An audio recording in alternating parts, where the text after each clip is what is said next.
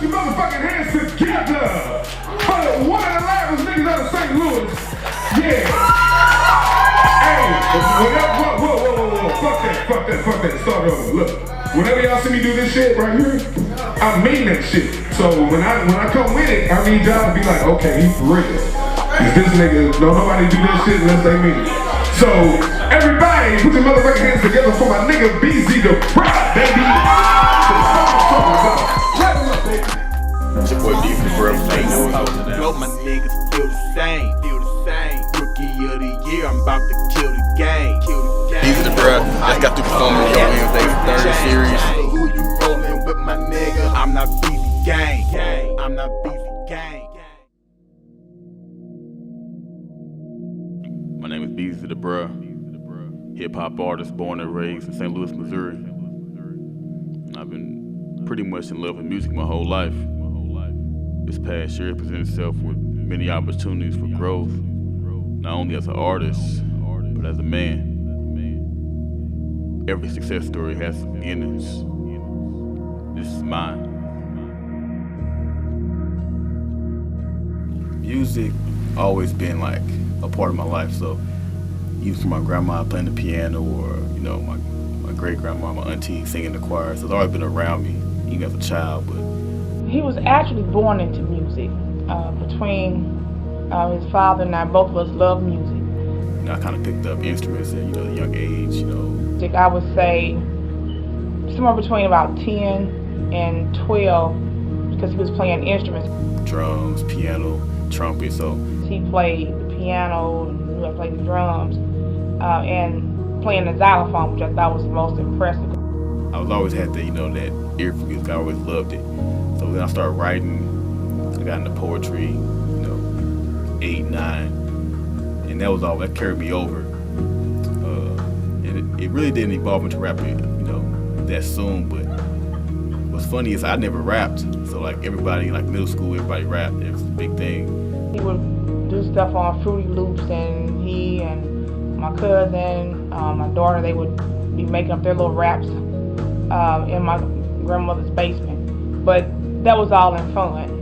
But I used to produce, and eventually I was just like, I write, I produce, let's try this rap thing out. And, I tried, did my first mixtape in 2007. So like since then I kind of like pushing them out, and ever since then it's kind of been like, growing fan base, and like I'm kind of good at this, and now it's kind of growing to like a love for the actual art form of rap. So just kind of got started. The first time I met Jaquel, I had got introduced to him through a mutual friend that told me he did music. They knew what we did as far as the production in digital media and side of things went. So they introduced us, and from day one it was one of those things where I knew this guy was passionate. When I saw him perform for the first time, I knew he was a little nervous, but he was also, you could see the passion in his eyes, you could see the passion in his body language. Tell you one thing, the dude works hard. He really does. You're gonna get attention from somebody, from whether it's one person, whether it's 100 people. You're gonna get somebody's attention because people see the work that people put in. It's undeniable, and from day one I knew that that's what the work it was. That's what we were dealing with when it came to Beezy. He can work till 7 or 8 o'clock in the morning. So I would say that he has an insane work ethic. It was more than just rapping to him. Everything from his brand to his art, that being the lyrics, to the beats, to the ins and outs, the business side. And I knew this guy had a feel for how he wanted to present himself as a music artist, present his brand, and also how he wanted to connect with people. And my music is dark. It's a dark feel to it, and it's intentional. I think a big part of life that everybody kind of runs away from is probably pain and hurt and darkness. We want to glorify light, but my music is for those people who go through those dark times and have that pain, you know. And some people, like, you know, like for me, it's almost like I'm stuck in it, you know. That darkness like almost consumes you a little bit and takes over your life a little bit. And that's kind of like the expression I want to give out of my music. Like it's that, not cry for help, but you know, it's saying, hey, you know, we all go through this pain, and it's that dark place sometimes you have to go to, you know, to get over it. So I think that's. I don't really think he sounds like anybody. If I had to choose somebody, I think that what really happens is in his songs, they all have their own personality. Beezy The Bruh, his sound, initially Tupac was the first person who I thought of whenever I heard his music, and the way his voice sounds over the beat, has a great message behind his music. I heard some people say that he kind of sounds like Tupac. For me, it's more of a Tupac combination. I mean, you know, I hear people say Tupac. But if you ask me, he doesn't remind me of anyone. And I say that in a positive manner because dude is his own talent. But I don't think sound-wise he actually sounds like anybody.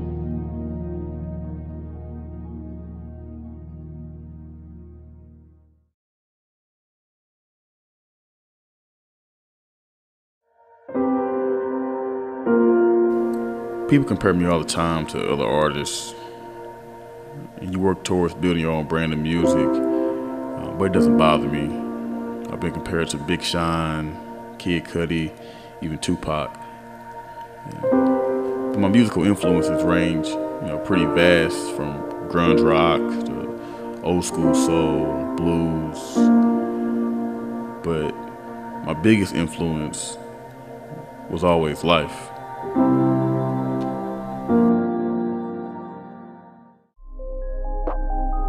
INBG stands for I'm Not Beezy Gang. It's basically the movement behind the music, and it's crazy to see how far it's grown in the last year. We started a few people and it just grows and grows and grows. I have to thank all of y'all for y'all continued support, because it keeps me going on days where it seems impossible. So definitely want to shout out to the whole I'm Not Beezy Gang movement. I probably get this question every other day. I'm Not Beezy Gang, the whole movement behind it. Like my music, it's that duality factor. Like everything is light, dark, good, evil. But it's kind of like a me versus myself kind of thing. Like the whole thing with the human psyche. Like we portray things that not necessarily are us, but maybe what someone expects of us, or what we want someone to, you know, to see us as, based on how they view us already. So like, I'm Not Beezy Gang movement is more so, you know, saying that it's okay to be that inner self. Like it's peace with inner self, even if that inner self's jacked up or whatever's going on. But it's like whatever's going inside of you, you can express that, and that's what I try to do with my music. Like get away from life, because sometimes life puts you in that spot where you have to be this person, you have to be this person. But the whole movement is basically, you know, saying that hey, you can be you regardless. I think one of the most important things that happened for me last year was the experience I gained and the growth as a performer and an entertainer as a whole. Opened up for 2 national headline acts in Turquoise Jeep and Chevy Wood from Taylor Gang. Big moment for me, and getting networked with the local circuit, and kind of really all started with the first show with Brain Fitted at the Yo Wednesdays. We started this thing called Yo Wednesday, where we essentially contacted artists that we knew, artists that we knew through friends, or who was artists that were kind of third party to us that, you know, wanted to perform. And we set this platform up for artists of any medium to perform. I mean, singers, R&B, got hip hop, we had drummers, we had a lot of just different type of artists who we wanted to showcase. And he was the first person that we contacted. There was no question. He was all for it. Every week we had the event. He would promote it non-stop, you know, on social media, to friends, passing out flyers, helping any way that he could. And that's just something that I admired a lot.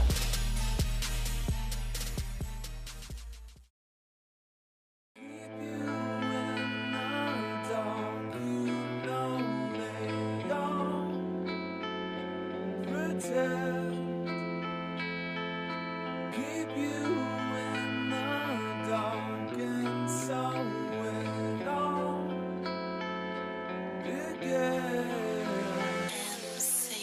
Darkness video definitely was a big moment for me early.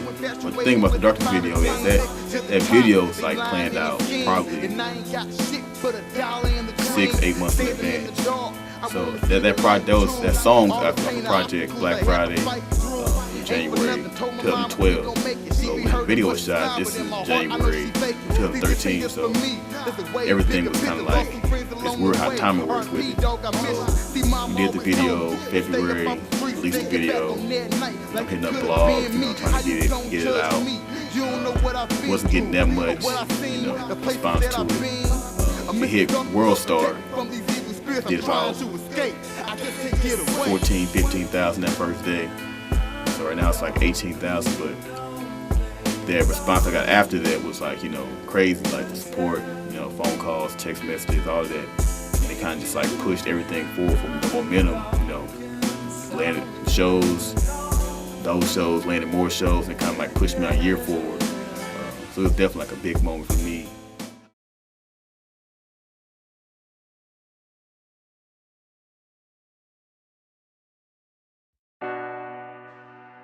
Next, or even this whole year, I've been working on the album, my debut LP. So putting a lot of energy into that, a lot of focus, a lot of time, hard work into that. I think it's gonna be definitely my best work, to date. So that's really, the main thing I'm focused on right now is just getting this, album crafted and ready for y'all next year.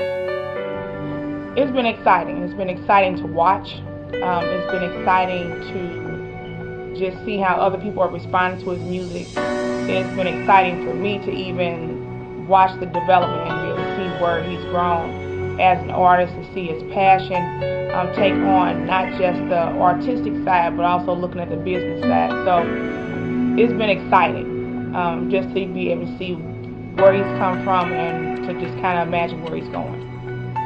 But he already has such a fine idea as to what he wants. We're just some kids that want to, help spread music locally, and he wanted to support that 100%. In 2 to 3 years, I think that he will probably bring something to the rap game that's non-existent. And I think, with a little more hard work and a little more notoriety, he's the next one coming out of St. Louis. As a kid in school, just trying to get it and make it like everybody else, but he's pushing that, doing that extra,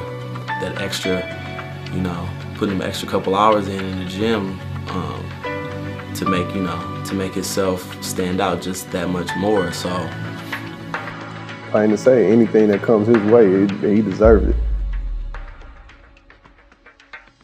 Long term, it's kind of like I'm just starting off with the first album, but long term, I just longevity and impact.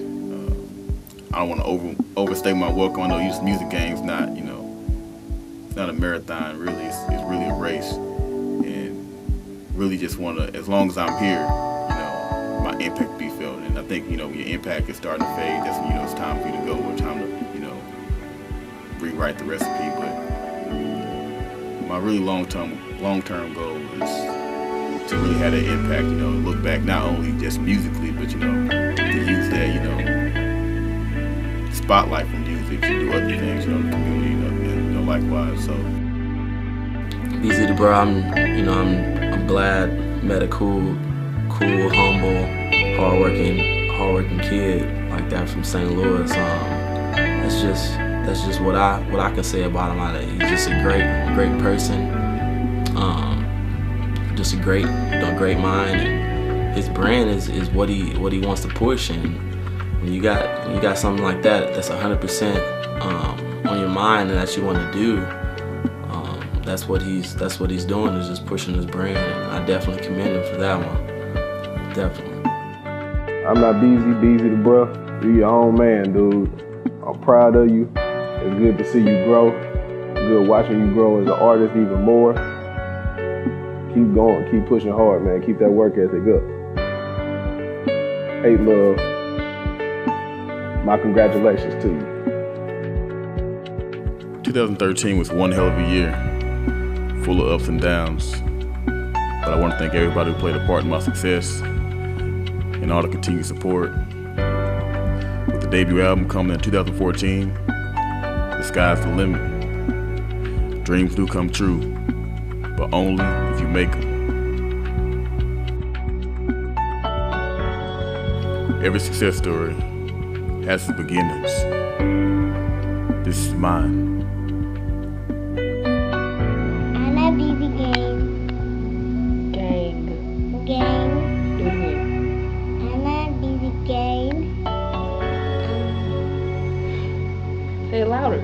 INBG gang. Okay, one more time. INBG gang. I'm not Beezy gang. INBG gang.